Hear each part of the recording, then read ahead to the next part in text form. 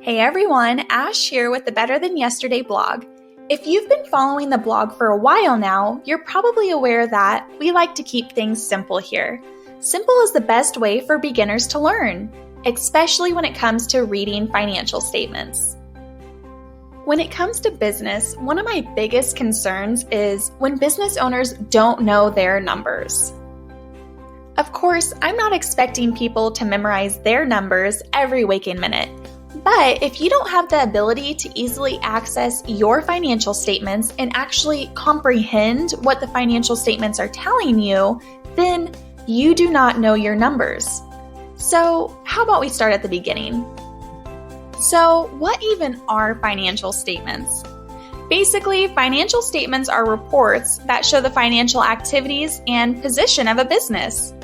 And if you Google it, the definition states that the financial information is presented in an easy-to-understand way.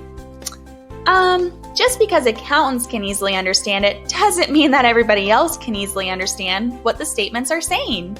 So let's change that. The three basic financial statements are the balance sheet, income statement, and cash flow statement.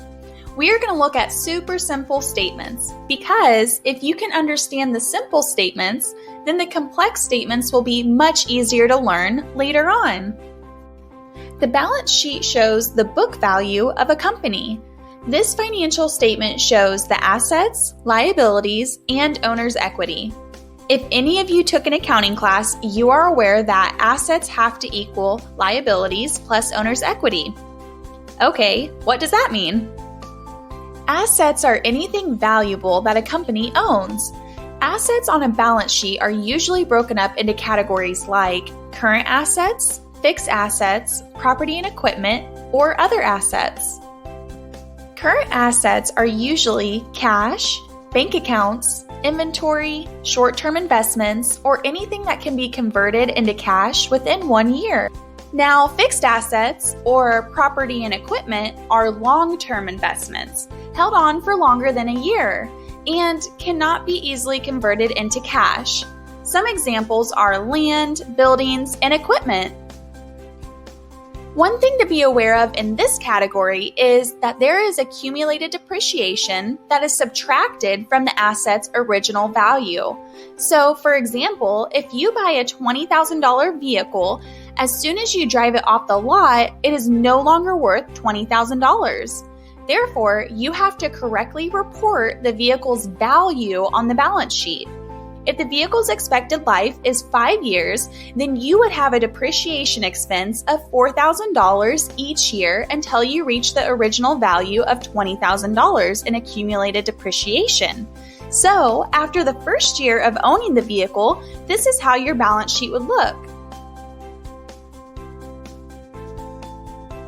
Well, other assets are basically just assets that don't logically fit into any of the other categories. Okay, let's move on to liabilities. Liabilities is just a fancy word for debt. This shows everything that the company owes. Let's use the vehicle example again. When our chef purchased that $20,000 vehicle, they paid $10,000 in cash and financed the other $10,000. So on their liability section on the balance sheet, they would have a current liability of $10,000.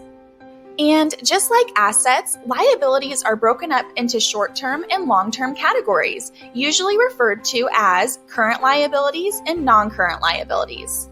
All right, now on to owner's equity. Equity is the ownership of the assets and liabilities. This section contains retained earnings, owner contributions, owner distributions, and for corporations, common or preferred stock. But we're just going to focus on the first three today. Let's start with retained earnings. So retained earnings is the accumulated net income of the company that is retained. Did that sound like a foreign language? Okay, let me break it down with this example. So the first year, the company had a net income of $5,000, and the second year, it had a net income of $8,000. Well, since we're disregarding common and preferred stock, the total retained earnings after year 2 would be $5,000, plus $8,000, which is $13,000. Now, owner contributions and distributions are a little bit easier to understand. Contributions are when the owner contributes money to the company. So let's say that our chef transferred $30,000 of their personal money to get the business started in year 1.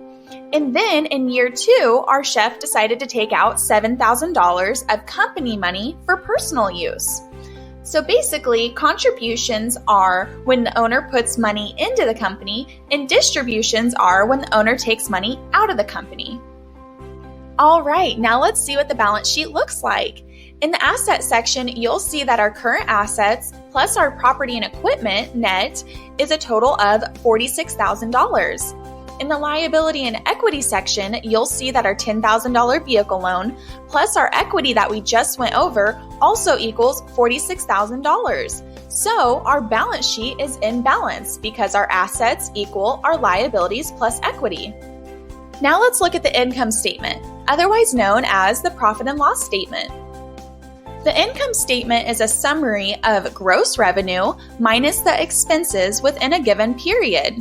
The income statement includes revenue, which is what the company earns before any other expenses are taken, the cost of goods sold, which is the cost necessary to make supplies for whatever the business sells, and expenses, which is what the company spends to make the business run. You will also see gross profit and net income on an income statement. So what's the difference between the two? Well, gross profit is revenue minus cost of goods sold, while net income is gross profit minus all the other expenses. Net income shows what your business actually made in a given period.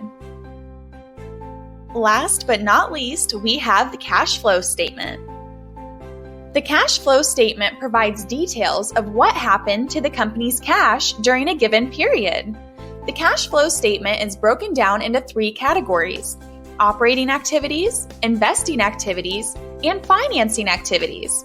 The operating activities are basically what's on the income statement, which includes revenue and expenses of a company.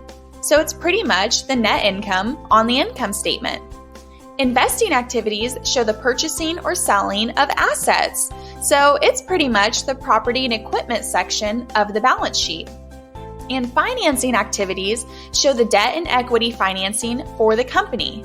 So in other words, it's the liabilities and equity section of the balance sheet. And after completing the cash flow statement, the cash at end of period balance should match your balance sheet cash and bank account balance at the same given period.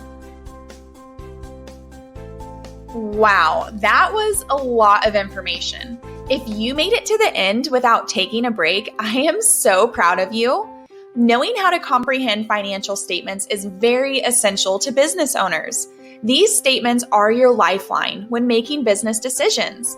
Take the time to fully understand the simple report examples put together in this video. Once you understand these simple reports, the complex reports will be easier and easier to digest. Don't feel bad if you can't grasp this information in one sitting. Take your time and keep learning. You don't have to figure it all out today, but do continue working at it. Just focus on understanding more than you did yesterday.